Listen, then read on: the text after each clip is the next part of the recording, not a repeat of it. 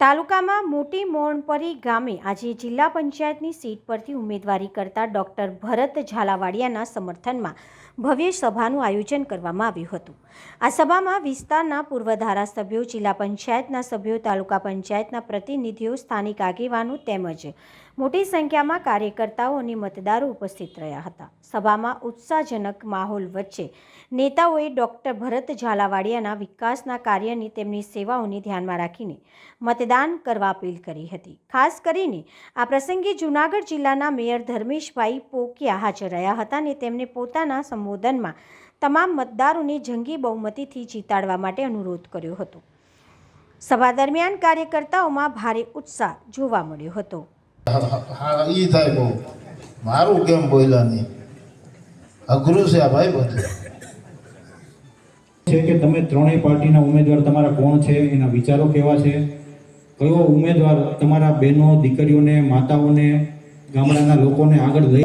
આજે આપણે મોટી મોણપરી ગામે આવ્યા છીએ। જિલ્લા પંચાયતના ઉમેદવાર ડોક્ટર ઝાલાવાડિયા સાહેબ છે, તે આ સીટ ઉપરથી પોતે ઉમેદવારી કરી રહ્યા છે।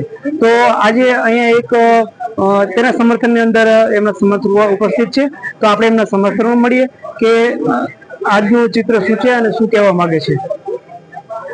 નમસ્કાર, આપનું નામ શું? મારું નામ રામભાઈ સોદીપરા।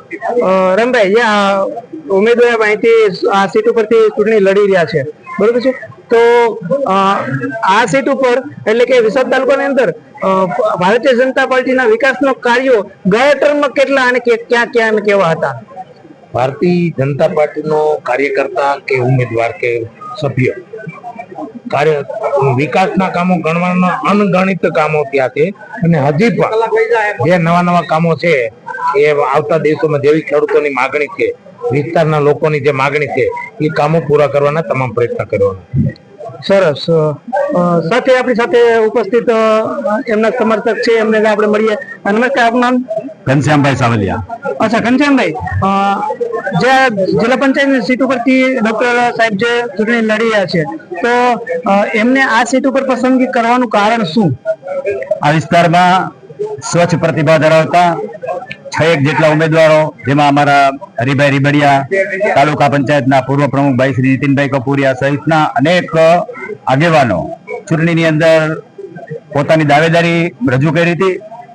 પાર્ટીએ ભરતભાઈ ઝાલાવાડિયા, ડોક્ટર ભરતભાઈ ઝાલાવાડિયાએ પણ એમાં દાવેદારી કરી હતી।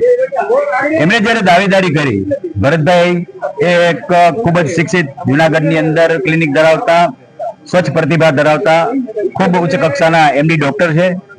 એમનો સંપૂર્ણ પરિવાર એ વર્ષોથી આ વિસ્તારના નાના મોટા કામો સવજીભાઈ ઝાલાવાડિયાના નેતૃત્વ નીચે ઘણા બધા કરતા આવ્યા છે અને જ્યારે એમની પસંદગી થઈ, એ સૌથી વધારે શિક્ષિત ઉમેદવાર તરીકે એમની પસંદગી થઈ, ત્યારે એમની સાથેના બીજા જે દાવેદાર ઉમેદવારો હતા એમણે એકી અવાજે સહર્ષ રીતે સ્વીકારી અને ભરતભાઈની ઉમેદવારીને વધાવી લીધી અને જેના કારણે ભારતીય જનતા પાર્ટીએ પસંદગીની મોહર ડોક્ટર ભરતભાઈ ઝાલાવાડિયા ઉપર કરવામાં આવી। સરસ। તો સાથે સાથે એમના સમર્થકો માટે આપણે મળીએ। ભાઈ શ્રી, આપનું નામ? હરિભાઈ રીબડિયા, પૂર્વ તાલુકા ભાજપ પ્રમુખ અને એપીએમસીમાં વાઇસ ચેરમેન।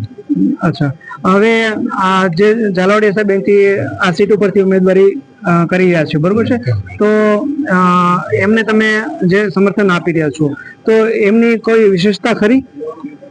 એની વિશેષતા એ છે, પોતે એમડી ડોક્ટર છે અને અમારા વિસ્તારને એક તો ડોક્ટરનો તો લાભ થવાનો જ છે, ડોક્ટર તરીકે છે એટલે આ વિસ્તારને એક ડોક્ટર તરીકેનો એનો લાભ મળવાનો છે। બીજો લાભ એ મળવાનો છે, પોતે રાજકીય જો છૂટાઈ છે 110%ની વાત છે અને છૂટાઈ જાય એટલે વિકાસના કામ થાય, આર્થિક પોતે સદ્ધર છે। કદાચ આ વિસ્તારમાં કંઈ નાના મોટા કામમાં પૈસાની જરૂર છે તો પોતે રોકી શકે તેમ છે। એટલે અમે બધાએ નક્કી કર્યું કે આવા સારા ડોક્ટર જો આપણને મળતા હોય તો આ પાર્ટીની પણ જરૂર છે અને આ વિસ્તારને પણ જરૂર છે, જેથી કરીને આગળના બધા જે ઉપરના કામ છે એ જ રીતે થાય અને એ કરશે જેવી અમને અપેક્ષા છે અને એ 100% છૂટાય છે એ પણ અમને અપેક્ષા છે એવી। સર, વડીલ, આપનું નામ? પરસોત્તમભાઈ પદમાણી, તાલુકા ભાજપ મહામંત્રી, પૂર્વ મહામંત્રી। અચ્છા, તો આપ એમના સમર્થક છો ઝાલાવાડિયા, બરોબર છે? તો આપ એમને જે સમર્થન આપો છો એનું પાછળનું પરિબળ કયું? અમારે ભરતભાઈ ડોક્ટર હાલો, હાલો. ત્યાં બધા આવી ગયા ને? બેહો, બેહો, ના, ના. કાર્યકર છે, અવધ હોસ્પિટલ જુનાગઢ ધરાવે છે. કોરોના કાળમાં એને ખૂબ સારી સેવા કરી છે, એટલા માટે અમે પૂરેપૂરું સમર્થન આપીએ છીએ. ભરતભાઈ. ના, એ ઓલા બધા તો મિત્રો આપણે જોયું કે ડોક્ટર ઝાલાવાડિયા સાહેબ જે અહીંથી ઉમેદવારી કરી રહ્યા છે એમના સમર્થનમાં આજ બહોળી સંખ્યાની અંદર મોટી મોટી ખાતે લોકો ઉપસ્થિત રહ્યા હતા. જોઈએ કે આવનાર સમયની અંદર આ જે સંખ્યા હતી એમનું શું પરિણામ આપણને મળે છે. નમસ્કાર, શ્યામ ચાવડા, વિસાવદર.